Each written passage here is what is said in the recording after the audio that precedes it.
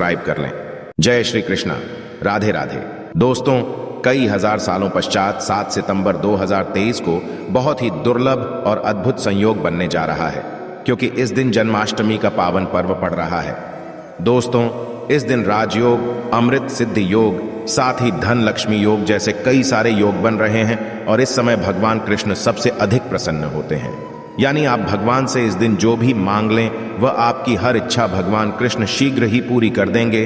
वही दोस्तों, कृष्ण भगवान को प्रसन्न करने के लिए जन्माष्टमी पर कुछ खास उपाय जरूर करने चाहिए, जो कि आपकी किस्मत बदल सकते हैं और आपको मालामाल बना सकते हैं। दोस्तों, यदि आप भी अपने जीवन में भगवान कृष्ण की कृपा पाना चाहते हैं तो इस वीडियो को लाइक करके कमेंट में जय श्री कृष्ण राधे राधे लिखना ना भूलें। दोस्तों, आज की इस बेहद ही सुंदर वीडियो में आपसे बात करेंगे कृष्ण जन्माष्टमी वर्ष 2023 में कब मनाई जाएगी, किस दिन आप जन्माष्टमी का व्रत रखेंगे और कृष्ण जन्माष्टमी की पूजा का शुभ मत क्या रहेगा। इसके अलावा हम आपको बताएंगे कि जन्माष्टमी के व्रत का प्रधान किस समय किया जाएगा और जन्माष्टमी की संपूर्ण पूजा विधि क्या है और इस दिन वे कौन से उपाय हैं जिसको करने से आपकी किस्मत चमक जाएगी और आपकी हर मनोकामना पूरी हो जाएगी। दोस्तों, यह पर्व भगवान श्री कृष्ण जी के जन्मोत्सव के रूप में मनाया जाता है। भगवान श्री कृष्ण का भादो मास के कृष्ण पक्ष की अष्टमी तिथि को रोहिणी नक्षत्र में हुआ था और उनके जन्म के दिन को आज भी काफी धूमधाम से मनाया जाता है। दोस्तों, जन्माष्टमी के दिन भगवान कृष्ण की आरती रात यानी 12 बजे की जाती है और घंटे घड़ियाल बजाकर उनके जन्म की खुशियां बांटी जाती है। दोस्तों, जन्माष्टमी का पर्व मथुरा और वृंदावन में बहुत ही धूमधाम से मनाया जाता है। खासकर मंदिरों और घरों में लोग बाल गोपाल के जन्म का उत्सव का आयोजन भी करते हैं और बाल गोपाल के लिए पालकी भी सजाते हैं। ऐसी मान्यता है कि भगवान विष्णु जी ने धर्म की स्थापना करने के लिए श्री कृष्ण जी के रूप में जन्म लिया था और इस दिन पर धारण कर श्री कृष्ण जी का स्मरण करना अत्यधिक फलदायी होता है। दोस्तों, शास्त्र में जन्माष्टमी के वक्त को वक्त का राजा भी कहा गया है। भविष्य पुराण में इसके संदर्भ में उल्लेख है कि जिस घर में यह व्रत किया जाता है वह अकाल मृत्यु, गर्भपात, दुर्भाग्य तथा कलह से पीड़ित नहीं होता है और जो भी इस व्रत को एक बार कर लेता है वह दुनिया के सभी सुखों को भोग कर विष्णु लोक में निवास करता है। दोस्तों, इस दिन लोग पूरा दिन भर उपवास रखते हैं। आपको बता दें कि जन्माष्टमी का व्रत अष्टमी तिथि से शुरू होता है और इस व्रत का पारण नवमी तिथि में ही करना चाहिए, तब इस वक्त का पूरा फल प्राप्त होता है। और जो लोग इस व्रत को रखें उन्हें सुन लें कि रात में हल्का व सात्विक भोजन करना चाहिए, साथ ही ब्रह्मचर्य का पालन करना चाहिए। दोस्तों, जन्माष्टमी के व्रत के दिन कुछ लोग निर्जला रहते हैं तो वहीं कुछ लोग फलाहार करके भी इस व्रत को पूरा कर सकते हैं। दोस्तों, जन्माष्टमी के दिन प्रातःकाल जल्दी उठकर स्नान आदि कर स्वच्छ वस्त्र धारण करें। इसके पश्चात पूर्व या उत्तर दिशा की ओर मुंह करके बैठ जाएं और अपने हाथ में थोड़ा सा जल पुष्प कर अक्षत ले लें और जन्माष्टमी के व्रत का संकल्प करें। इसके पश्चात भगवान कृष्ण जी की पूजा करें। आपको बता दें कि भगवान श्री कृष्ण जी की पूजा निश्चित काल यानी आधी रात में करने की परंपरा रही है और के घरों में रात 12 बजे भगवान कृष्ण जी का जन्म भी किया जाता है। तो जो लोग कृष्ण जी का जन्म रात में करते हैं वे नाल छेदन भी करते हैं, तो उनके लिए बता देते हैं कि 12 बजने से कुछ घंटे पहले ही एक पत्ते वाला खीरा लें और को थोड़ा सा काट कर उसमें लड्डू गोपाल को बिठा दें। फिर जब 12 बजे तो भगवान को उस खीरे से बाहर निकालकर एक सिक्के की मदद से खीरे को काट दें। इसे नापच्छेदन कहा जाता है। इसके पश्चात उन्हें सबसे पहले शुद्ध जल से स्नान कराएं, फिर उन्हें पंचामृत दूध, दही, घी, शहद और शक्कर से स्नान कराएं। तत्पश्चात गंगा जल से स्नान कराएं। इसके पश्चात शुद्ध जल से स्नान कराने के पश्चात उन्हें साफ कपड़े से पोंछकर उन्हें नए सुंदर चमकीले वस्त्र धारण कराएं और उनका श्रृंगार करें। इसके पश्चात उन्हें झूले या सिंहासन में विराजमान करें। ध्यान रहे इस दौरान आप कृष्ण नाम का जाप करते रहे या राधे राधे बोलते रहे या श्री कृष्ण जी के किसी भी मंत्र का जाप करते रहे। दोस्तों, अब आप लड्डू गोपाल की विधिवत पूजा करें। उन्हें चंदन का तिलक लगाए फूल माला अर्पित करें और उन्हें भोग लगाए। भोग में आप माखन, मिश्री, पंचामृत, नारियल से बनी मिठाई या धनिये की पंजीरी का भोग लगाएं। ध्यान रहे उसमें तुलसी का पत्ता जरूर डालें। इसके पश्चात धूप दीप जलाकर भगवान श्री कृष्ण जी की आरती जरूर करें और लड्डू गोपाल को इस दिन झूला जरूर झुलाएं। दोस्तों, जन्माष्टमी की रात को लोग रात्रि जागरण करके भजन, कीर्तन, शो आदि भी करते हैं। इससे आपको शुभ फल की प्राप्ति होती है। आपको बता दें, कुछ लोग रात्रि की पूजा के पश्चात ही अपने व्रत का पारण करते हैं और कुछ लोग अगले दिन सूर्योदय के पश्चात ध्यान रहे कि आप प्रसाद खाकर ही अपने व्रत का पारण करें। तो दोस्तों, चलिए अब जानते हैं कि वर्ष 2023 में जन्माष्टमी का पर्व को कब मनाया जाएगा। तो आपको बता दें कि जन्माष्टमी कृष्ण पक्ष की अष्टमी तिथि इस बार 6 सितंबर को पड़ रही है। ये कृष्ण जी का 5250वां जन्मदिन होगा।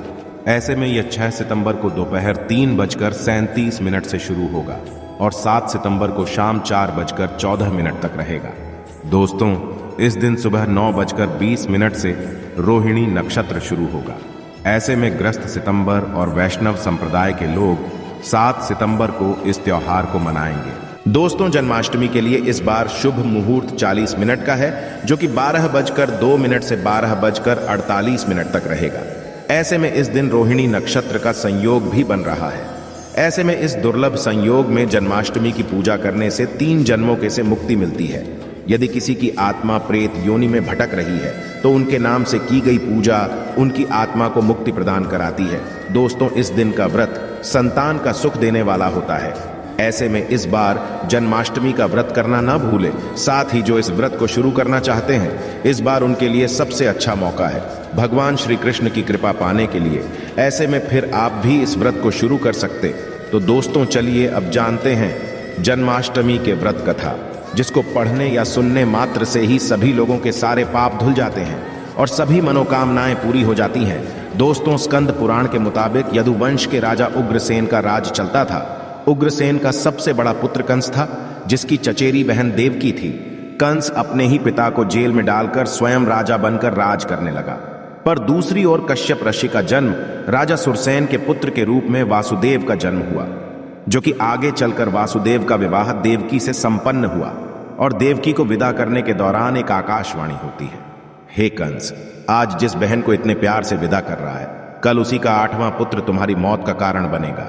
ऐसा सुनते ही कंस देवकी को मारने के लिए हावी हो गया, पर सैनिकों और वासुदेव के वचनों ने ऐसा होने से बचा लिया। वासुदेव सत्यवादी थे। उन्होंने कंस को वचन दिया कि वह अपना 8वां पुत्र उसे सौंप देंगे। दोस्तों, वासुदेव जी की बात मानते हुए कंस ने उन दोनों को बंदी बनाने का निर्णय ले लिया और उनके पास पहरेदार लगा दिए। इसके पश्चात कंस ने देवकी के सारे संतानों को मारने का प्रण कर लिया। इस निश्चय के अनुसार देवकी के 7 संतान कंस द्वारा मारे गए।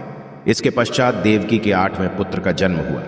भाद्रपद मास के कृष्ण पक्ष की अष्टमी तिथि को रोहिणी नक्षत्र के दौरान मध्य रात्रि में भगवान श्री कृष्ण का जन्म हुआ था। बालक जन्म लेते ही जेल की कोठरी प्रकाश में हो गई। साथ ही एक आकाशवाणी सुनाई दी कि तुम बालक को गोकुल में रह रहे नंद बाबा के यहाँ छोड़ आओ, वहां एक कन्या का जन्म हुआ है, उसे तुम यहां ले आओ। ऐसे सुनते ही वासुदेव की हथकड़ियां खुल गई और वह तुरंत एक टोकरी में श्री कृष्ण को रखकर इसे माथे पर लादे गोकुल की ओर निकल पड़े। रास्ते में यमुना नदी बाल कृष्ण के चरणों को स्पर्श करने के लिए उफान पर आ गई। फिर चरण स्पर्श करते हुए पूर्ण शांत पड़ गई। फिर इसके पश्चात वासुदेव ने अपने पुत्र को यशोदा मैया के बगल में सुलाकर वहां से कन्या लेकर वापस कारागार लौट आए। तत्पश्चात जेल के दरवाजे अपने आप बंद हो गए। उनके हाथों में फिर से हथकड़ी लग गई। इसके पश्चात सारे पहरेदार भी उठ गए और कन्या के रोने की आवाज आने लगी। सूचना मिलते ही इन्हें कारागार से कन्या को लाया और उसे मारने की कोशिश की, लेकिन वह आकाश में उड़ गई और बोली, अरे मूर्ख, मुझे मारने से क्या होगा? तुझे मारने वाला पैदा हो चुका है। यह बात सुनकर कृष्ण का पता लगाकर उसे मारने का खूब प्रयास किया। आज्ञा देते हुए राक्षस भी भेजे, लेकिन कृष्ण को कोई नहीं मार सका। अंत में श्री कृष्ण ने कंस का वध किया और उग्रसेन को पुनः राजा बना दिया गया। और इस प्रकार श्री कृष्ण जन्माष्टमी की व्रत कथा पूरी होती है। तो ऐसी मान्यता है कि जन्माष्टमी के दिन कहानी को पढ़ने या सुनने से सारे पाप धुल जाते हैं, जीवन की हर समस्या का समाधान मिलता है, साथ भगवान का आशीर्वाद भी सदैव बना रहता है।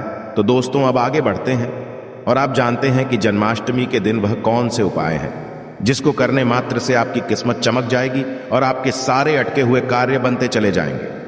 सबसे पहले बात करते हैं, यदि आपके कार्य अटके हुए हैं तो आप कृष्ण जन्माष्टमी के दिन सुबह स्नान ध्यान आदि करने के पश्चात घर के बाल गोपाल को नई पोशाक पहनाएं, भोग लगाएं और गोपी चंदन से श्रृंगार करें। पास के राधा कृष्ण मंदिर में जाकर वैजयंती फूलों की माला अर्पित करें। यदि वैजयंती फूल माला ना मिले तो पीले रंग के फूल माला भी अर्पित कर सकते हैं। ऐसा करने से भगवान कृष्ण का आशीर्वाद मिलेगा और आपके अटके कार्य में प्रगति आएगी। इस उपाय से भाग्य होगा आपका मजबूत। दोस्तों, जन्माष्टमी के दिन बाल गोपाल को केसर, मेवा, मिश्री, साबूदाने की खीर या तुलसी दल डालकर भोग लगाएं, लेकिन ध्यान रहे खीर में चीनी की जगह मिश्री की डली डालें। साथ सफेद मिठाई भी अर्पित करें। ऐसा करने से कान्हा की कृपा मिलती है और आपका भाग्य भी मजबूत होता है। इस उपाय से धन धान्य की कमी नहीं होगी।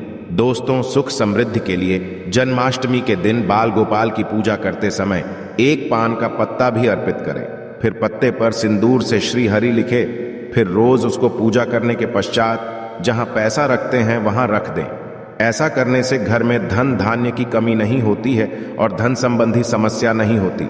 इस उपाय से मिलेंगे आपको शुभ समाचार। दोस्तों, जन्माष्टमी के दिन गाय और उसके बछड़े की सेवा करें और आशीर्वाद लें। इसके साथ ही गाय और उसके बछड़े की मूर्ति भी लेकर आए और बाल गोपाल के पास मूर्ति को रखकर उसकी पूजा करें। ऐसा करने से भगवान कृष्ण की कृपा जल्द शुभ समाचार सुनने को मिलती है। इसके पश्चात गाय और बछड़े की मूर्ति को ईशान कोण में रखना आदर्श स्थान माना गया है। इस उपाय से आर्थिक तंगी होगी आपकी दूर। दोस्तों, कर्ज की समस्या से यदि आप परेशान हैं तो जन्माष्टमी के दिन दक्षिणवर्ती शंख से भगवान श्री कृष्ण का अभिषेक करें। दक्षिणवर्ती शंख को लक्ष्मी का स्वरूप माना गया है और लक्ष्मी पूजा में शंख के बिना पूजा नहीं होती है। ऐसा करने से आर्थिक तंगी दूर होती है और लक्ष्मी की प्राप्ति होती है। इस उपाय से होगी व्यवसाय में उन्नति। दोस्तों, जन्माष्टमी के दिन सुबह शाम 11 बार तुलसी की क्रमांक करें और घी का दीपक जलाएं। इसके पश्चात 108 बार ओम नमो भगवते वासुदेवाय मंत्र का जाप करें। साथ ही कपूर जलाकर उस पर थोड़ी सी मिश्री डाल दें और कपूर और मिश्री का हम भी करें। ऐसा करने से नौकरी व्यवसाय में उन्नति होती है। तो दोस्तों, वीडियो से विदा लेने से पहले आप और आपके पूरे परिवार को इस जन्माष्टमी की हार्दिक शुभकामनाएं। मैं कामना करता हूं कि इस जन्माष्टमी पर बाल गोपाल आपके घर ढेर सारी खुशियां लाएं। तो यह थी आज की खास जानकारी। आशा है कि आज की इस प्रस्तुति में बताई गई जानकारी आपको अच्छे से समझ आ गई होगी। वीडियो अच्छा लगा हो तो एक लाइक अवश्य कर दें। धन्यवाद वीडियो के अंत तक बने रहने के लिए।